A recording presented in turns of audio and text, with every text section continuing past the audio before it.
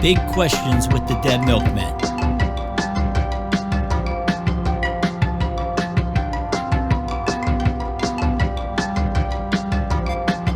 Each week while working on the new album, the Dead Milkmen ask each other a question.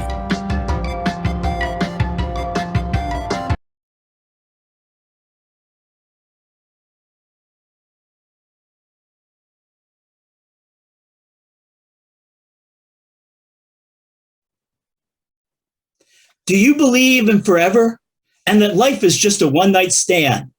If there's a rock and roll heaven, then there's got to be a rock and roll hell.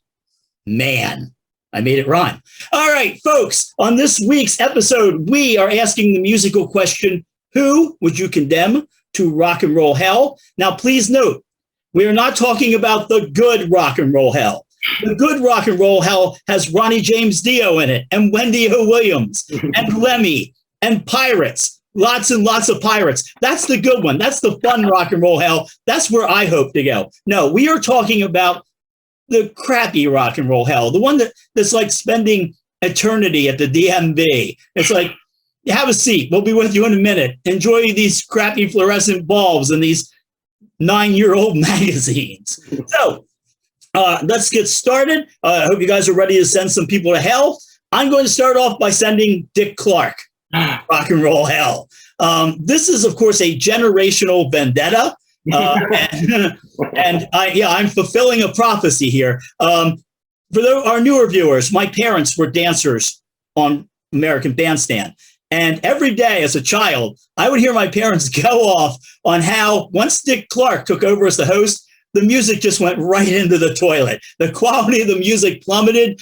My father never swears. My mother will swear like a sailor, but my father will not swear unless you mention Dick Clark. And then it's like you're drinking with the Merchant Marines. He really does not like that man.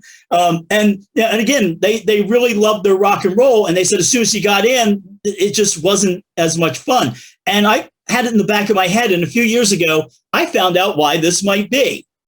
It turns out that in the 1950s, Dick Clark had co-writing credit on 150 pop songs. He also had an ownership stake in 33 different record labels, distributors, and manufacturers. So let this sink in. Dick Clark would play a song on American Bandstand.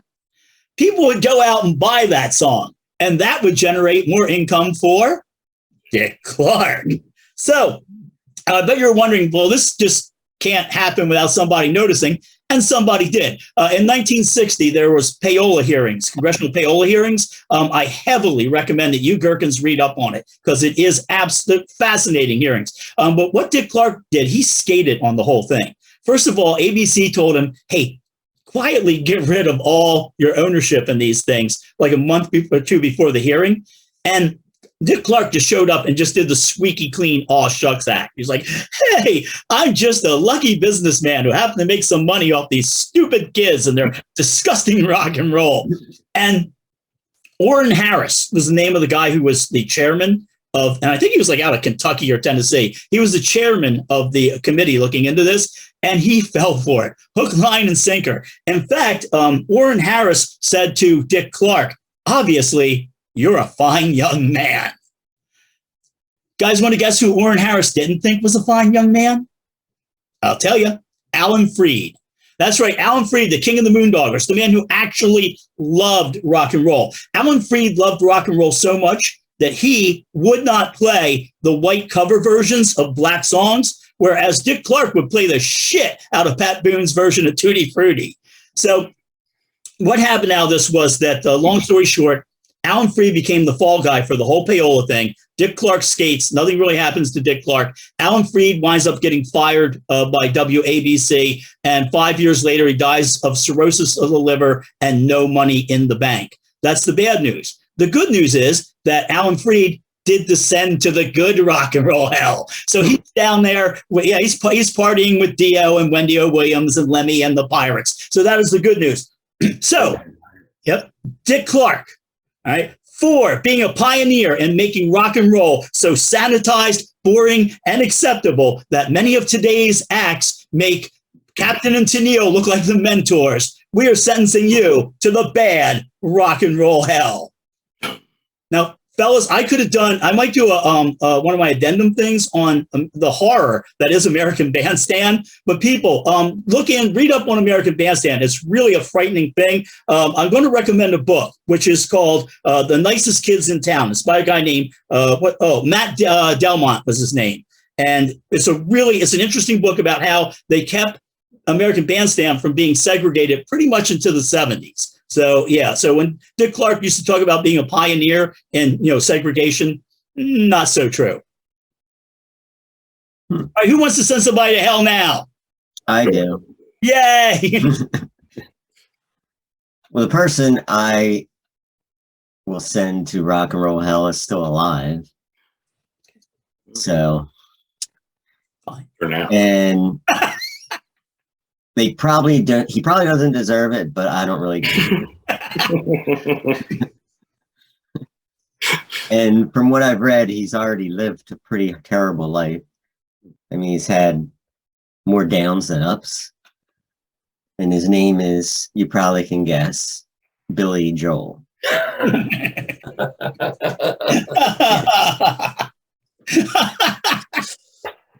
He had the stage name Bill Martin in Los Angeles for a 6-month run at a piano bar, and that's what inspired the song Piano Man, but that's not why I'm sending him to hell. It's for everything he's done after that, all the music and how famous, and the fact that he's beloved, the fact that he sells Madison Square Garden out to this day, every time he plays there. And he hasn't, thankfully, he hasn't released an album since 1993's River of Dreams, but he's only gotten more popular since then. He's battled alcoholism. I don't even, yeah, he's had several, I think 4 wives. I'm not sure. I don't know, maybe only 3, I'm not sure.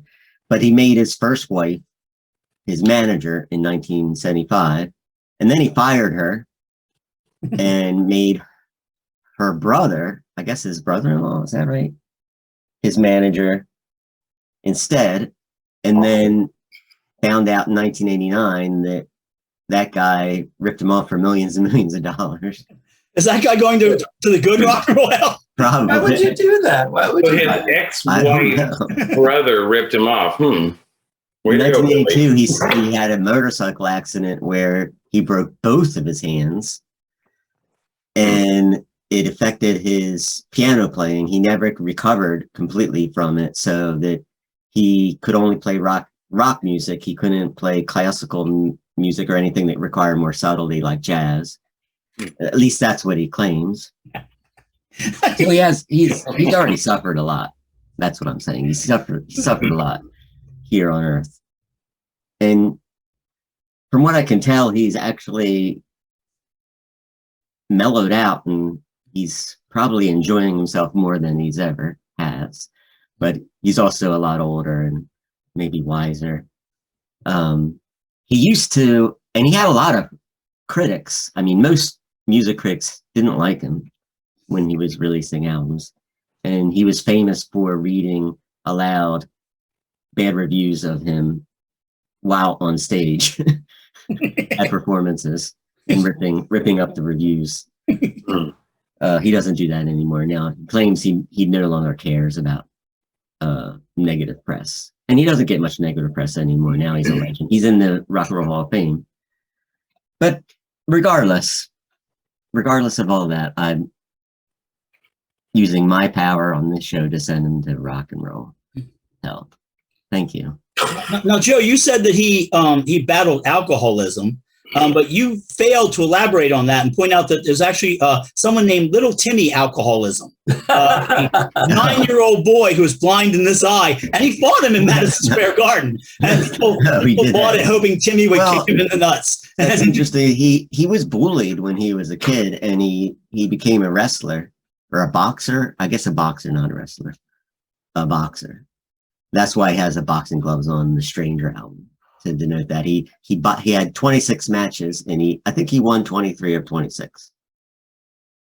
So that's how he got back at the bullies by learning to fight. So I don't doubt that he did that to alcoholism. Somebody get me out of this. Who's next? Guest of Big Questions with the Dead Milkmen stay on North Sentinel Island. It's a really nice place, and I think the locals are very friendly. Yes, North Sentinel Island. It's an adventure. Is it my turn? Yeah, please. It could be. If the price is right. Well, I didn't want to go for the obvious answer of Dave Mathews. So I thought a lot about it. And I thought about a lot of people, and like when it came down to it, it's Dave Mathews. I really think he has to go. He may be sitting at the throne in that hell. And unlike you guys, I didn't do any like research into him,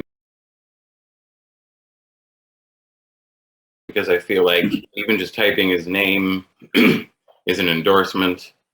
The band, his band, they're fine. I'm sure they're just in it for the money. I'm sure they would find other projects. They would be scooped up right away. They don't need Dave Mathews. Who could forget the famous incident where they parked their tour bus over a bridge in Chicago and dumped their toilets into the river? That's the only thing that kind of made me like him, because I was hoping there'd be like a tour boat underneath. That's what I would have dumped it on the people on a tour boat. Yeah, so I didn't want to do too much research into it, because reading about stuff like that would infuriate me even more. I can't stand his music or his voice, and incidentally, his face too. He looks like an idiot. You kids at home, that's a great way to get out of like a book report or something. Just go, I didn't want to do too much research into it. It just upset me too much. Material. I was too sensitive to the material.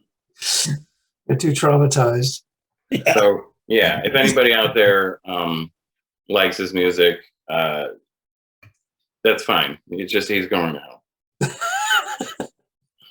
We're just going to claim that he dumped they emptied the tour bus toilet system onto like a boat full of like orphans, Why not?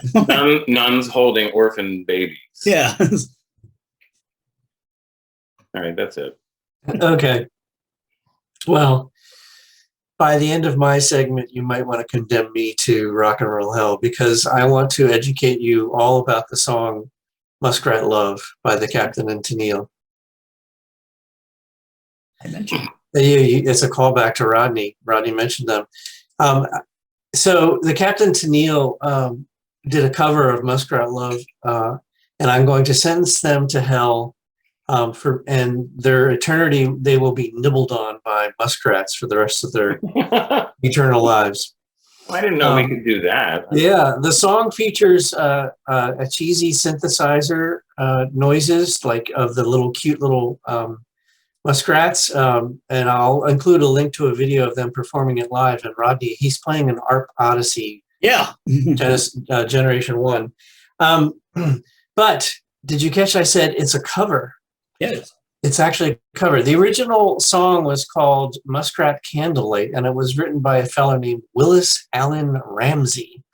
And he released that on his self-titled album in, I believe, 1972. And if you're not familiar with the song, you will be by the end of this video. The song depicts a romantic liaison between two anthropomorphic muskrats named Susie and Sam. Okay. Oddly enough, the band named America, who themselves might have their own wing in rock and roll for doing soft rock, they covered it, but they also retitled it Muskrat Love when they released it, and they had sort of a minor hit in 1973. It reached 67 on the Billboard Hot 100 chart, and The Captain and Tennille recorded their version and released it in 1976. And according to Cashbox, which was an organization that rated records, it was the 30th biggest hit of 1976. Interestingly enough, the Captain and Tennille performed the song at the White House in 1976 for Queen Elizabeth II and Prince Philip, and they received a lot of flack for it. Oh my goodness, how could you sing a song about muskrats making love in front of the Queen? But anyway. Just look at her face. Yeah, and on a related rock crime, Daryl Dragon should be condemned also because he got his nickname, the Captain, from Mike Love during Daryl's stint as the keyboard player in the cringy, terrible band, the Beach Boys. So anyway, I condemn thee to hell, Captain and Tennille, for your crimes of Muskrat Love. Be gone with you. Hey, Dean, do you think Muskrat Love might have been an early song about furries? Yeah, it could be. I don't know. It's probably signaling that they were furries. They would probably dress up in the thing at night. And, yeah. I think the gentleman who wrote it is still alive and performing. I thought for the longest time the guy who wrote it was also the guy who wrote I Write the Songs, but I might be wrong about that one. So there's a whole Todd in the Shadows where he goes off on Muskrat Love. It's really, really good episode. Yeah. Anyway, that's my answer. Yeah, well, we sent a lot of people to hell tonight, and I feel good about it. And that means that it is time for recommendations.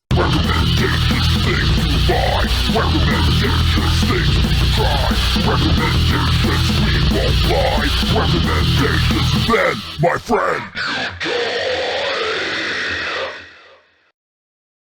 All right, so this week, before I do my weekly recommendation of music that you won't see on the radio or hear on TV, I want to take a moment to recommend this. This is the Sandrock X15W. It's a drone. My neighbor gave it to me. And at first I thought, well, yeah, I'll take it and I might enjoy it. And I'm enjoying the hell out of it. One thing I do want to recommend, you'll see over here, it says ages 14 plus.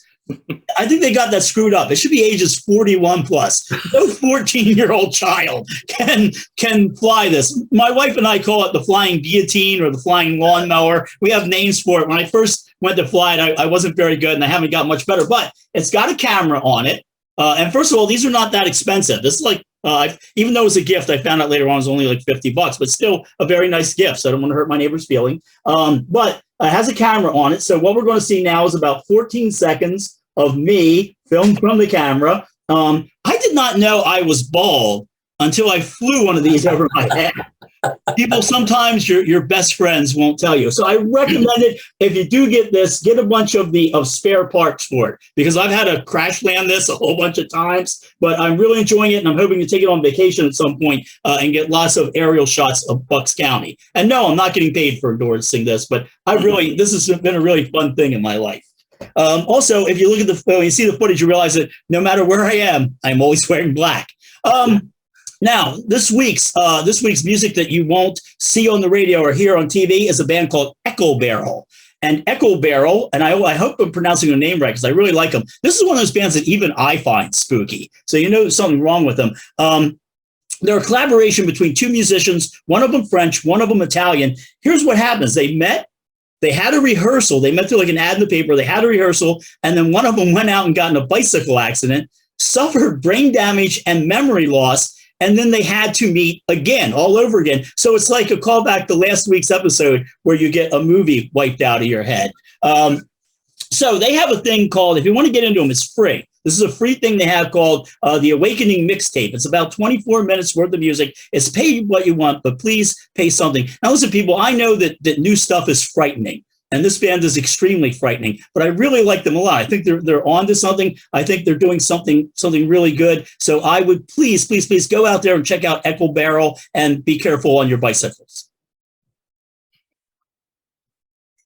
I'd like to recommend a new album that just came out. It's by the Mountain Goats. It's called Bleed Out. And it's inspired by action movies in which the characters enact revenge. So it's I guess it's inspired by lots of action movies. And it's 12 songs, catchy indie rock music by the Mountain Goats. Cool. And nervously looks around the room to see if he Yeah, can find something. He's going to send the mandolin to hell. Yeah. I would like to recommend Duolingo. It's an app where you can learn other languages. And I feel like it's probably geared toward like children because of like the little characters in it and the sounds and colors and stuff. And you get like XP points and stuff. But I'm learning Latin, which I know a little bit, but I'm learning more, and Haitian Creole. Charlie's learning Japanese and Spanish at the same time. And it's really cool. So if you can get past, there's settings where you can turn off some of the like, ching, like a little owl pops up.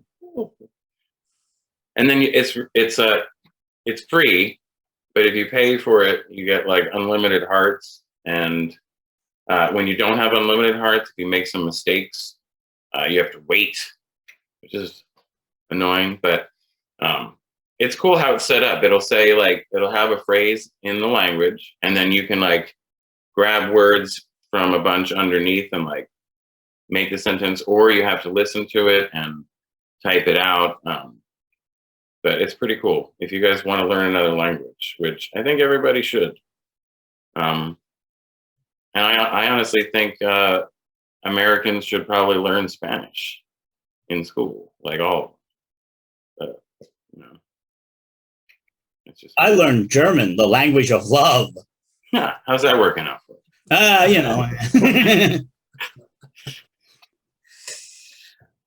I would like to recommend an old episode of Saturday Night Live from January 26th, 1980. It's an episode that's hosted by one of my early celebrity crushes, Terry Garr, and it features the amazing B-52s performing Rock Lobster and Dance This Mess Around. It's absolutely spellbinding, their performances. You can watch the whole episode with all the skits and everything. I'll provide a link to it. It's on archive.org. So yeah, check it out. At the very least, check out the B-52s performances because it's pretty amazing. I think it must have been their first, national television appearance. So it was pretty amazing. So check it out. Stephen Archer, who we haven't mentioned on the show in like 2 episodes, he also had a crush on Terry Garr. So, yeah. Well, before we split, this week's apology. This week, I'm apologizing to the people of Lima, Ohio. If you watched last week's show, you remember that I said the people of Lima, Ohio have an annual ritual in which they sacrifice their pets to the freshwater sharks of Lake Titicaca. It turns out that they actually sacrifice their children. So, people of Lima, Ohio, I stand corrected. All right. Out here before somebody sends us to hell.